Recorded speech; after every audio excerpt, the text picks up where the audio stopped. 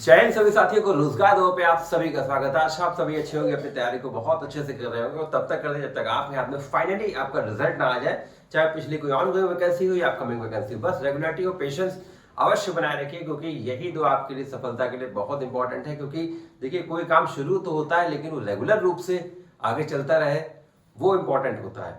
शुरू करना और आगे तक वैसे ही उसको ले जाना, ये बहुत महत्वपूर्ण होता है। इसीलिए रेगुलरिटी बहुत जरूरी है और पेशेंस भी बहुत जरूरी है। देखिए, अगर पेशेंस की अगर मैं बात करूं तो अभी देखिए लेखपाल का विज्ञापन आया तो कहीं ना कहीं उसमें कुछ विसंगतियां आरक्षण को लेके हुई, तो अब हो सकता है फिर विज्ञापन रिवाइज हो या कुछ जो भी संशोधन हो, कुछ भी हो, तो देखिए पेशेंस आपके लिए हो सकता है कुछ डेट आगे बढ़ जाए फॉर्म भरने की। ठीक है, क्योंकि अपनी 2-4 दिन तो निश्चित रूप से उसको सही करने में लग ही जाएंगे। तो बस रेगुलरिटी और पेशेंस बनाए रखिए। और आपके लिए बहुत महत्वपूर्ण सीरीज चल रही है। देखिए, शाम को आपके डेली 6:15 पर एक दिन आपका एवीएस रहेगा, एक दिन आपका यूपीजी के रहेगा। तो बहुत ही इंपॉर्टेंट आपके लिए सीरीज चल रही है सभी एग्जाम्स के लिए, चाहे होमगार्ड हो, होमगार्ड में भी यूपीजी के बहुत इंपॉर्टेंट है, ईवीएस बहुत इंपॉर्टेंट है, यूपी टेट ईवीएस बहुत महत्वपूर्ण है, और कांस्टेबल का जो अभी विज्ञापन आने वाला है 22,000 या 23,000 या 25,000 पदों के लिए भी आ सकता है, जैसे माननीय मुख्यमंत्री जी ने कहा। तो सभी के लिए जो सीरीज चल रही है बहुत इंपॉर्टेंट है।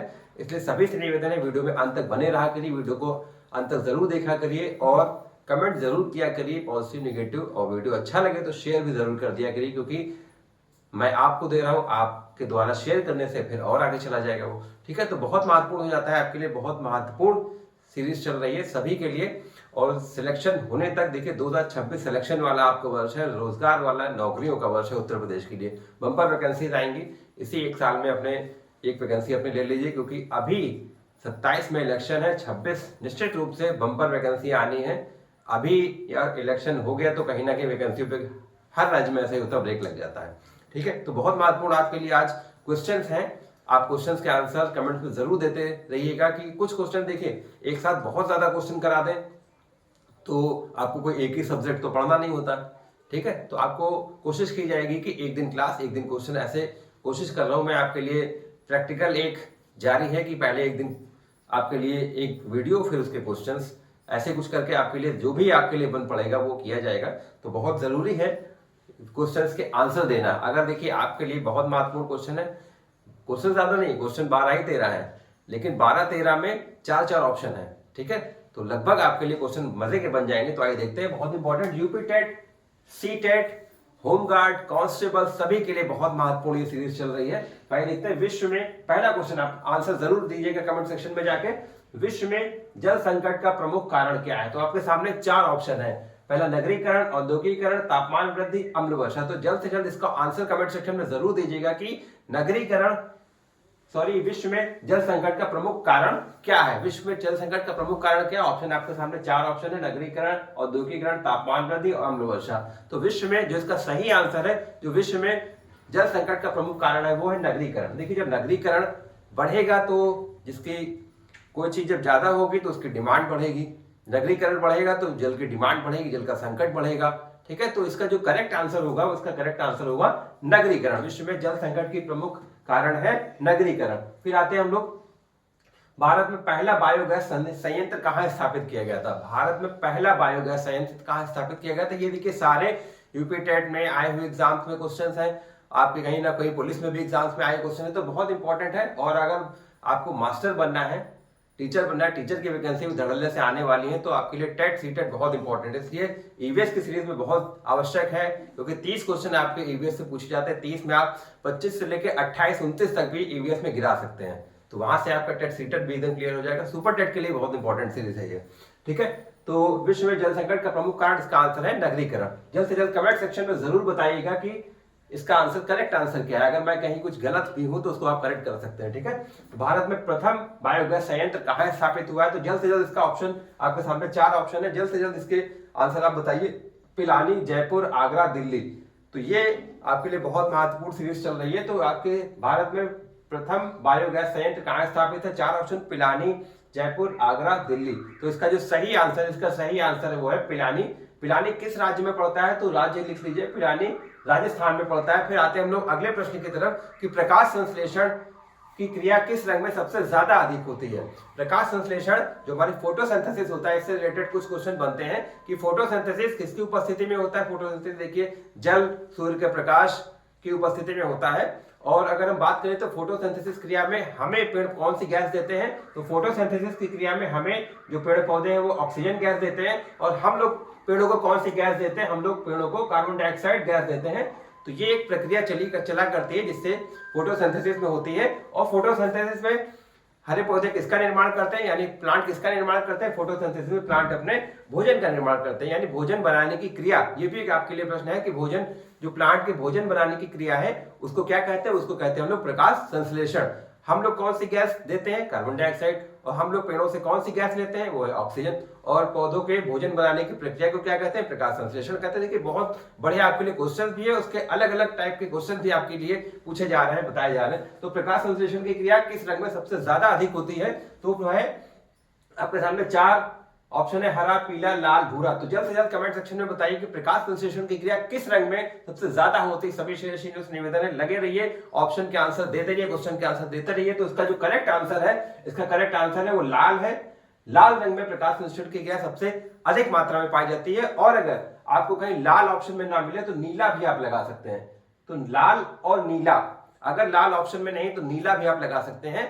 अगर दोनों ऑप्शन में है तो ऐसा ही पूछ सकता है कि लाल, नीला, पीला या ए या बी, ठीक है। तो आप लाल नीला भी लगा सकते हैं अगर दोनों ऑप्शन में है। इनमें से 2 वाले ऑप्शन वाला अगर कोई ऑप्शन है तो वो भी आप लगा सकते हैं। तो लाल में भी होती है ज्यादा, उसके बाद नीले में होती है। अगर लाल ऑप्शन नहीं तो आप नीला लगा सकते हैं, ठीक है। तो बहुत महत्वपूर्ण है। फिर आते हैं हम लोग अगले क्वेश्चन की तरफ। डेसिबल किसे नापने की इकाई है, डेसिबल किसे नापने की इकाई है, तो बहुत महत्वपूर्ण क्वेश्चन है ये, हर एग्जाम्स में लगभग आता ही आता है। डेसिबल किसे नापने की इकाई, तो डेसिबल आपके सामने 4 ऑप्शन है, गहराई, ध्वनि, तापमान और आपका वायु दाब। तो जो इसका करेक्ट आंसर जल्द से जल्द बताइए, इसका करेक्ट आंसर आपके सामने आ रहा है। इसका करेक्ट आंसर है ध्वनि।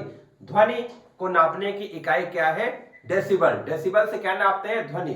2 तरह से क्वेश्चन पूछा जाता है कि ध्वनि को नापने की इकाई डेसिबल है, डेसिबल से क्या नापा जाता है, तो वो नापा जाता है ध्वनि। फिर आते हैं हम लोग, देखिए गहराई। गहराई किससे नापते हैं, तो गहराई फेदोमीटर से नापते हैं, लिखते जाइएगा, बहुत इंपॉर्टेंट है। तापमान किससे नापते हैं, तापमान आपका कह सकते हैं हम लोग थर्मामीटर से तापमान नापते हैं। और वायु दाब किससे नापते हैं, वायु दाब आपका जो एटमॉस्फेरिक प्रेशर है वो किससे नापते हैं, वायु दाब आपका नापते हैं प्रेशर से। प्रेशर से वायु दाब आपका कह सकते हैं नापा जाता है। तो एक नक्षत्र का रंग किस पर निर्भर करता है, कुछ अगर करेक्शन हो तो निश्चित रूप से करेक्शन कर दीजिएगा, कुछ हो सकता है गलत हो जाए बताने में जल्दी जल्दी। तो एक नक्षत्र का रंग किस पर निर्भर करता है, तो एक नक्षत्र का रंग किस पर निर्भर करता है, तो बहुत इंपॉर्टेंट आपके लिए ये सीरीज चल रही है। तो 4 ऑप्शन आपके सामने, सूर्य से दूरी पर, त्रिज्या पर, घनत्व पर, पृष्ठीय ताप पर। तो एक नक्षत्र का रंग निर्भर किस पर करता है, एक नक्षत्र का रंग निर्भर करता है पृष्ठीय ताप पर। तो बहुत इंपॉर्टेंट आपके लिए है। फिर आते हैं हम लोग, सागरीय खरपतवार किसका स्रोत है, ये बहुत पूछा जाता है कि सागरीय खरपतवार किसका स्रोत है। तो सागरीय खरपतवार 4 ऑप्शन आपके सामने, क्लोरीन, आयोडीन, ब्रोमीन, लोहा। तो जल्द से जल्द इसका ऑप्शन बताइए, इसका आंसर कमेंट सेक्शन में जरूर आप कर दिया करिए। तो इसका ऑप्शन आपके लिए जो करेक्ट आंसर है वो है आयोडीन। फिर इसमें आयोडीन आ गया, तो आयोडीन की कमी से कौन सा रोग होता है, तो होता है घेंघा रोग, ठीक है। तो बहुत इंपॉर्टेंट है आपके लिए। फिर आते हैं हम लोग, भारत का राष्ट्रीय पशु, बहुत इंपॉर्टेंट है, बहुत इजी भी है, लेकिन इसी के चक्कर में कभी कभी शेर की जगह बाघ या बाघ की जगह शेर है या कुछ भी लग सकता है जल्दबाजी में। तो बहुत इजी पर भी ऐसा ना करिएगा कि ये तो हमें आता ही है, लेकिन वो आता ही, लेकिन वो गोला गलत भर जाता है फिर, ठीक है। तो बहुत हिसाब से भरिएगा। भारत का राष्ट्रीय पशु क्या है, 4 ऑप्शन, हाथी, शेर, बाघ, मोर। तो जो इसका सही आंसर है बाघ है। और बाघ का जो कभी कभी पूछते हैं, नाम पूछते हैं, वो कह सकते हैं इसका वैज्ञानिक नाम बाघ का क्या है, तो उसका बाघ का वैज्ञानिक नाम है पैंथेरा टाइग्रिस। इसका वैज्ञानिक नाम क्या है, पैंथेरा टाइग्रिस। फिर आते हैं, वन महोत्सव दिवस कब मनाया जाता है, तो वन महोत्सव दिवस बहुत इंपॉर्टेंट ये भी आता है कि वन महोत्सव दिवस कब मनाया जाता है। 4 ऑप्शन, 1 जुलाई, 2 जुलाई, 2 अक्टूबर, 1 दिसंबर। तो वन महोत्सव जो मनाया जाता है वो 1 जुलाई को मनाया जाता है। और इस दिन क्या होता है, इस दिन होता है डॉक्टर्स डे भी होता है, यानी चिकित्सक डे, डॉक्टर्स डे भी इसी दिन 1 जुलाई को ही मनाया जाता है। तो बहुत इंपॉर्टेंट है। फिर आते हैं, जल जनित रोग कौन सा है, जल जनित, आप कमेंट सेक्शन में कमेंट जरूर किया करिए कि आपके लिए कौन सा आपका ऑप्शन करेक्ट है, या मेरा अगर मैंने कुछ बताया है तो वो कोई गलत है या सही है, ठीक है। तो जल जनित रोग है, जल जनित रोग 4 ऑप्शन, अतिसार, छोटी मात्रा रक्त की कमी, मस्तिष्क। तो जल जनित रोग है, उससे वो है अतिसार। अतिसार क्या है, जल जनित रोग है। और इसमें आप 2 रोग और बढ़ा सकते हैं, एक हैजा और एक टाइफाइड, ये भी जल जनित रोग है। फिर आते हैं हम लोग, वायु प्रदूषक का कारण क्या है, वायु प्रदूषक का कारण क्या है, देखिए कीटनाशक तो कहाँ डाली जाती है, तो खेतों में डाली जाती है, सीवेज पानी वाला काम है, ध्वनि विस्तारक ये ध्वनि से रिलेटेड है। तो क्या बचा, धुआं, धुआं वायु प्रदूषक का मुख्य कारक है। ठीक है, फिर आते हैं हम लोग पोलियो। पोलियो का कारण है, पोलियो का कारण क्या है, पोलियो किस कारण से होता है, जीवाणु से, विषाणु से, कवक से, शैवाल से। तो आपके सामने 4 ऑप्शन है, तो अब जो इसका करेक्ट आंसर है वो है विषाणु यानी वायरस। वीपी करके आप इसको याद कर सकते हैं कि जो पोलियो है वो किसकी कारण से होता है, किसके कारण से होता है, तो होता है विषाणु से यानी वायरस से। फिर आते हैं पर्यावरण दिवस कब मनाया जाता है, भी बहुत इंपॉर्टेंट है, बहुत सरल भी है। तो आप सभी को पता होगा कि पर्यावरण दिवस कब मनाया जाता है, तो कमेंट सेक्शन में जरूर बताइए। तो इसका सही आंसर है 5 जून को पर्यावरण दिवस मनाया जाता है। फिर आते हैं हम लोग चिपको आंदोलन किस राज्य से संबंधित है। चिपको आंदोलन किस राज्य से संबंधित है, तो 4 ऑप्शन, यूपी, झारखंड, उत्तराखंड, छत्तीसगढ़। तो चिपको आंदोलन आप सभी को पता भी होना चाहिए कि चिपको आंदोलन उत्तराखंड राज्य से संबंधित है। और चिपको आंदोलन किसने शुरू किया था, चिपको आंदोलन, ये बहुत इंपॉर्टेंट हो जाता है, चिपको आंदोलन किसने शुरू किया था, चिपको आंदोलन सुंदरलाल बहुगुणा जी ने चिपको आंदोलन शुरू किया था। तो बहुत इंपॉर्टेंट आपके लिए क्वेश्चन है, कमेंट सेक्शन में जरूर इसमें कमेंट करिए कि आपके कितने क्वेश्चन सही हुए हैं, और अगर मैंने कुछ अगर जल्दबाजी में गलत हो गया हो तो आप वहां से उसको करेक्ट कर सकते हैं कमेंट सेक्शन में जाके। तो बहुत इंपॉर्टेंट आपके लिए शुरू हो जाता है, बहुत इंपॉर्टेंट आपके लिए क्वेश्चन है सभी एग्जाम्स के लिए, और ऐसे अपडेट्स के लिए, ऐसे क्वेश्चंस की प्रैक्टिसेस के लिए रोजगार लोगों के साथ जुड़े रहें। चैनल को लाइक शेयर करें। जय हिंद, जय भारत।